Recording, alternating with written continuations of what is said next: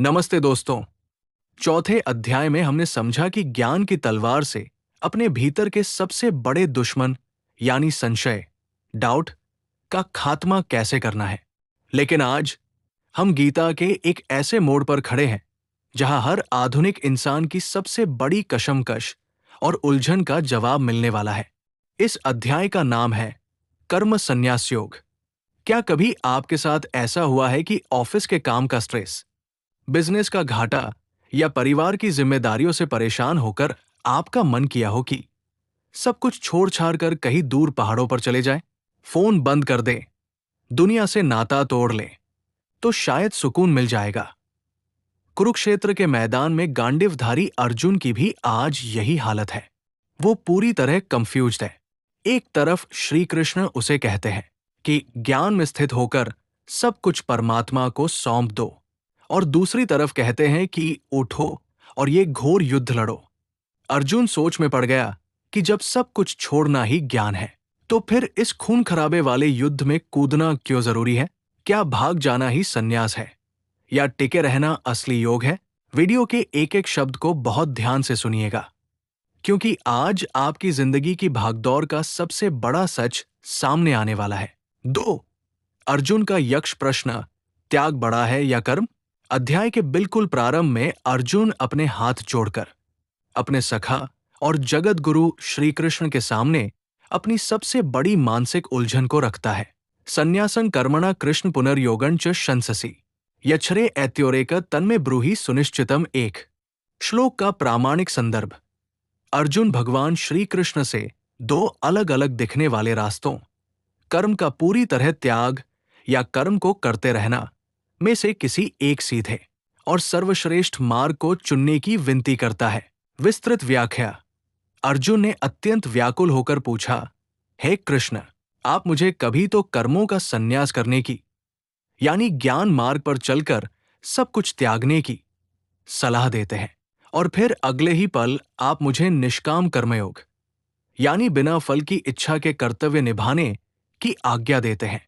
इन दोनों बातों से मेरी बुद्धि भ्रमित हो रही है।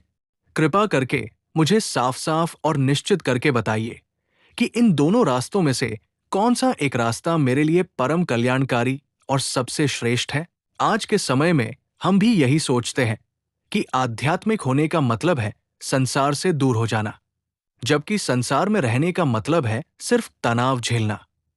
लेकिन श्री कृष्ण का जवाब हमारी इस सोच को बदलने वाला है। 3, श्री कृष्ण का क्रांतिकारी उत्तर, कर्मयोग ही सबसे आसान और श्रेष्ठ मार्ग है।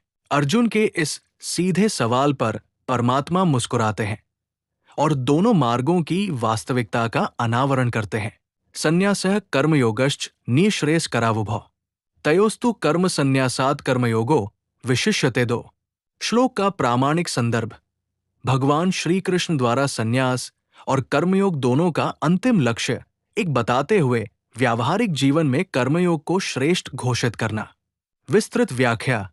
श्री कृष्ण कहते हैं, हे अर्जुन, तुम ध्यान से समझो, कर्मों का स्वरूप से त्याग कर देना, ज्ञान संन्यास और बिना स्वार्थ के समाज के लिए कर्म करते रहना, निष्काम कर्मयोग, ये दोनों ही मार्ग मनुष्य को परम शांति और मोक्ष की ओर ले जाते हैं।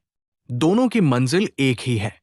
लेकिन यदि तुम मुझसे व्यावहारिक धरातल पर पूछो, तो कर्मों को छोड़कर भागने की अपेक्षा संसार में रहकर कर्मयोग का पालन करना बहुत श्रेष्ठ और आसान है। भगवान ऐसा क्यों कहते हैं? क्योंकि जब तक हमारा मन अंदर से शुद्ध नहीं होता, तब तक बाहर से सब कुछ छोड़ देने पर भी हमारी दबी हुई इच्छाएं हमें अंदर ही अंदर परेशान करती रहेंगी।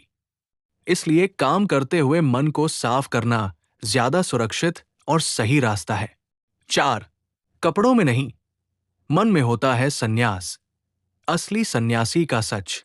आज के समाज में लोग सोचते हैं कि विशेष प्रकार के कपड़े पहन लेना या घर-बार छोड़ देना ही सन्यासी होना है।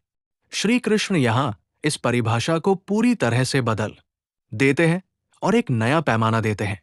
गेस नित्य सन्यासी यो न द्वेष्टि न कांक्षति निर्द्वंद्वो ही महाबाहो सुखन बंधात प्रमुच्यते। 3, श्लोक का प्रामाणिक संदर्भ। वास्तविक और अखंड, नित्य सन्यासी की आंतरिक मानसिक स्थिति का वर्णन। विस्तृत व्याख्या। भगवान कहते हैं, हे महाबाहो अर्जुन, जो मनुष्य अपने व्यावहारिक जीवन में न तो किसी से द्वेष, नफरत या ईर्ष्या करता है और न ही किसी सांसारिक वस्तु की आकांक्षा, अंधा लालच करता है, उसे ही तुम हमेशा नित्य सन्यासी समझो। ऐसा व्यक्ति चाहे किसी बड़ी कंपनी का मालिक हो, नौकरी कर रहा हो या युद्ध लड़ रहा हो, वो अंदर से सन्यासी ही है। क्योंकि जो व्यक्ति राग, द्वेष और द्वंद्वों जैसे सुख दुख, लाभ हानि के प्रभाव से मुक्त हो गया, वो इस संसार के सभी मानसिक बंधनों और दुखों से बहुत ही आसानी से छूट जाता है। असली सन्यास किसी बाहरी भेष में नहीं, बल्कि आपके विचारों की पवित्रता में है। अगर आप अपने काम को पूरी ईमानदारी से कर रहे हैं और किसी से नफरत या ईर्ष्या नहीं रखते, तो आप अपनी रोजमर्रा की लाइफ जीते हुए भी एक सच्चे सन्यासी हैं।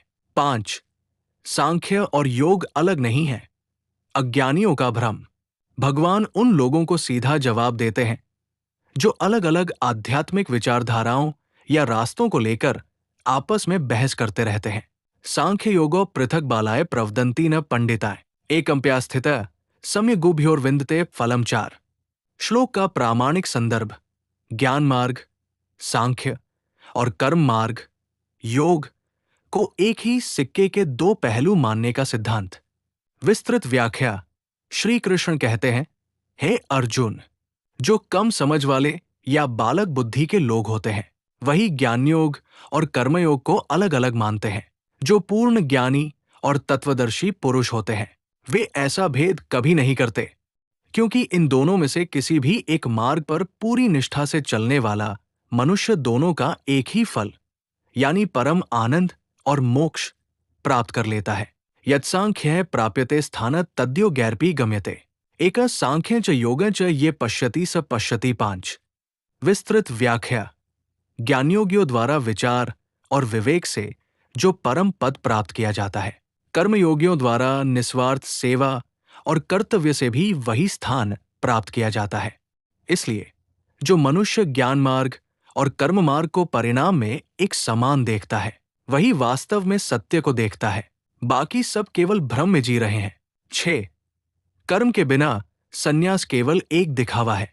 अब भगवान इस भाग का सबसे बड़ा कड़वा और व्यावहारिक सच बताते हैं कि क्यों कोई व्यक्ति अचानक सब कुछ छोड़कर सुखी नहीं रह सकता। सन्यासस्तु महाबाहो दुमाप्तुम योक्तः योगयुक्तो मुनिर्ब्रह्म नचरणाधिक गच्छति 6। श्लोक का प्रामाणिक संदर्भ मन की शुद्धि और कर्मयोग के बिना सन्यास मार्ग पर चलने की कठिनाई का प्रतिपादन। विस्तृत व्याख्या। श्री कृष्ण कहते हैं, हे अर्जुन, निष्काम कर्मयोग के बिना यानी समाज में रहकर अपनी जिम्मेदारियों को पूरा किए बिना सीधे सन्यास त्याग को प्राप्त होना अत्यंत कठिन और दुखदायी है। यदि कोई व्यक्ति अपने मन के विकारों को साफ किए बिना सब कुछ छोड़ देगा, तो उसका मन अंदर ही अंदर घुटने लगेगा और वो अवसाद, डिप्रेशन में चला जाएगा। इसके विपरीत जो व्यक्ति कर्मयोग के जरिए अपने मन को शुद्ध कर चुका है, ऐसा मनस्वी साधक बिना किसी देरी के बहुत जल्द उस परब्रह्म परमात्मा की शांति को प्राप्त कर लेता है। तो दोस्तों, 5वें अध्याय के इस पहले भाग में हमने समझा कि अपनी जिम्मेदारियों और काम से भागना सन्यास नहीं है, बल्कि संसार के बीच रहकर बिना किसी स्वार्थ के अपना बेस्ट देना ही असली योग है। लेकिन यहां से एक बहुत बड़ा और रहस्यमयी सवाल खड़ा होता है। यदि हम संसार के इस दलदल में रहकर सारे काम करेंगे, तो हम कर्मों के अच्छे और बुरे बंधनों से कैसे बचेंगे? श्री कृष्ण इसके अगले भाग में कमल के पत्ते और पानी का वो कौन सा अद्भुत रहस्य बताने वाले हैं, जिसे समझकर आप दुनिया के सबसे बड़े झंटों के बीच रहकर भी पूरी तरह अछूते रह सकते हैं। और क्या सचमुच भगवान हमारे पाप और पुण्य का हिसाब खुद रखते हैं, या फिर प्रकृति का कोई और ही गुप्त और अदृश्य नियम काम करता है? इन सारे हैरान कर देने वाले रहस्यों से पर्दा उठेगा इसके तुरंत बाद हमारे 5वें अध्याय के दूसरे और अंतिम भाग में। उसे मिस करने की भूल बिल्कुल मत करना।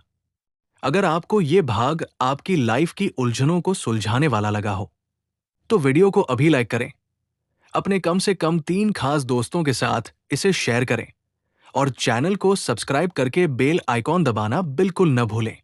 मिलते हैं बहुत जल्द अगले भाग में।